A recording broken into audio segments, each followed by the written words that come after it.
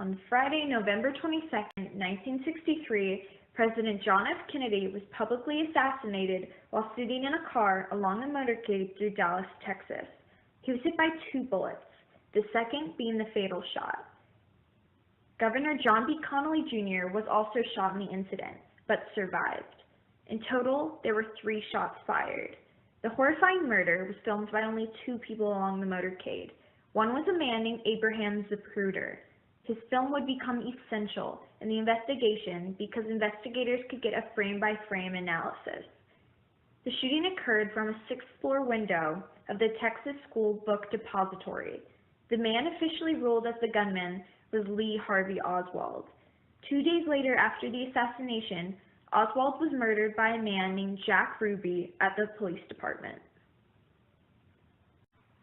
Concerning the motorcade, many people criticize it for having too many twists and turns, which caused the cars to drive at a very slow speed. Secret Servicemen were sent to inspect the buildings along the route, but because there were too many, they inspected none at all.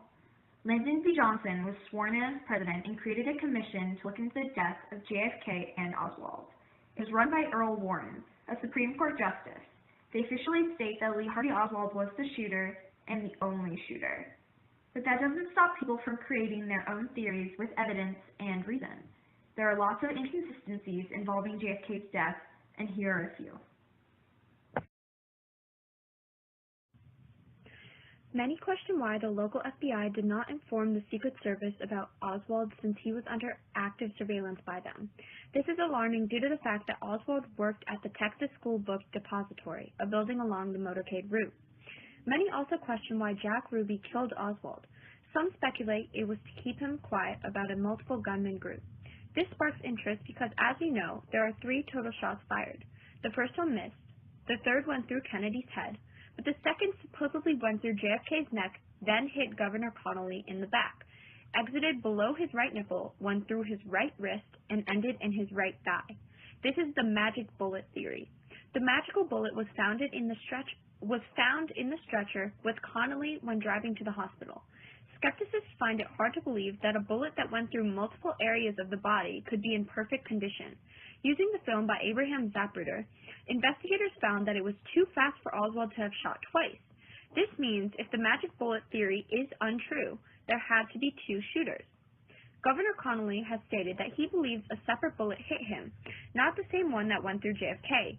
A man that was standing along the route later said that there was Another theory is that the government took out JFK in order for LBJ, Lyndon B. Johnson, to become the next president.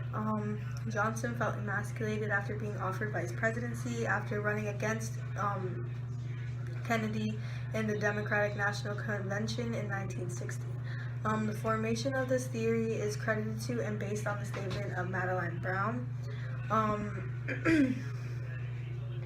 One researcher that studied this theory that goes by the name of Dave Perry refers to Madeline multiple times as a crackpot, basically making me feel that there is some bias towards the ruling of this theory as false. As the theory goes, Madeline was having an affair with LBJ during the time of Kennedy's presidency. The night before the assassination, she says that they attend a party where he is accompanied by the ex-Vice President Nixon, FBI Director Hoover, and many others, and where they conspired against Kennedy. After many drinks, it is said that LBJ leaned into her ear to tell her, quote, "After tomorrow, those Kennedys will never embarrass me again. No, that is no threat. That is a promise." End quote.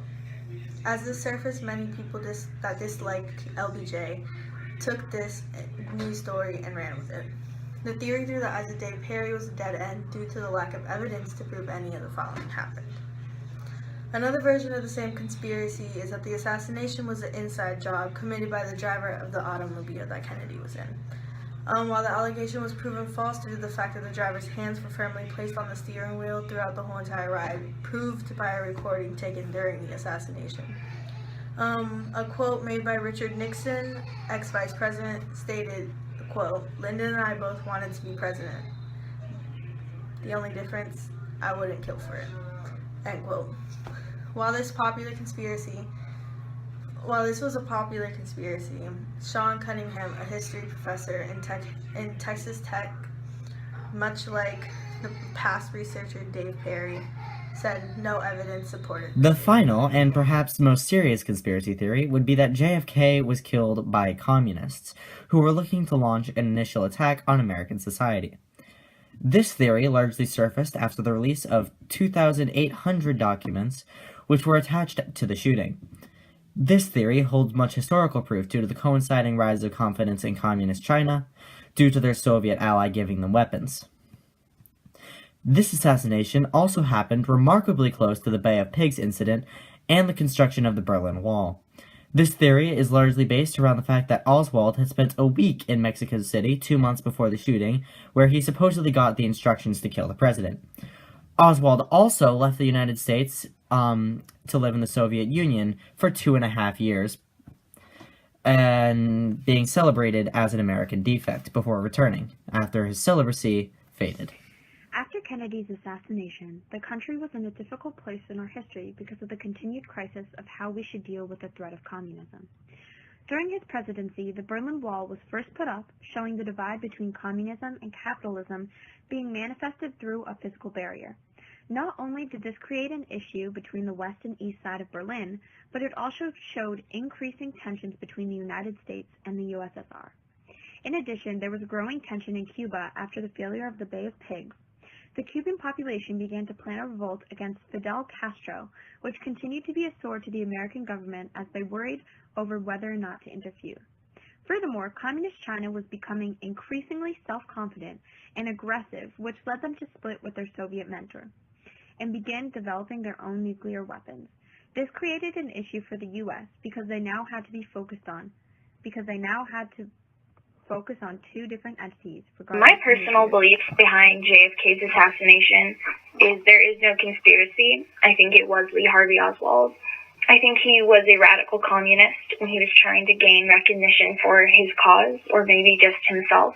And also, JFK's brother, Robert Kennedy, was assassinated by a radical Palestinian who didn't support Israel, and Robert Kennedy was a supporter of Israel. So I think it's very plausible that JFK was also assassinated by just some radical person, and it wasn't a group effort by anybody else.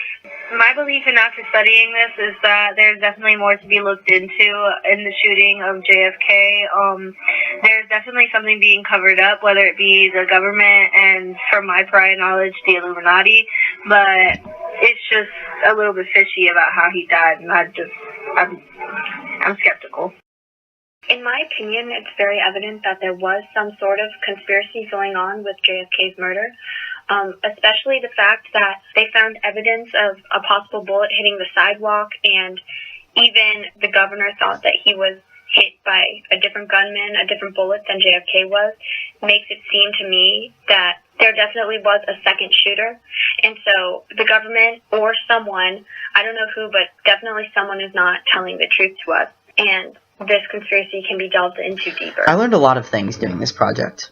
Most of the things were too outlandish for us to put in the presentation, like the Umbrella Man or Ted Cruz's dad killed JFK. But it was a very fun project. And after looking at all the evidence, I do think that there was more than one shooter.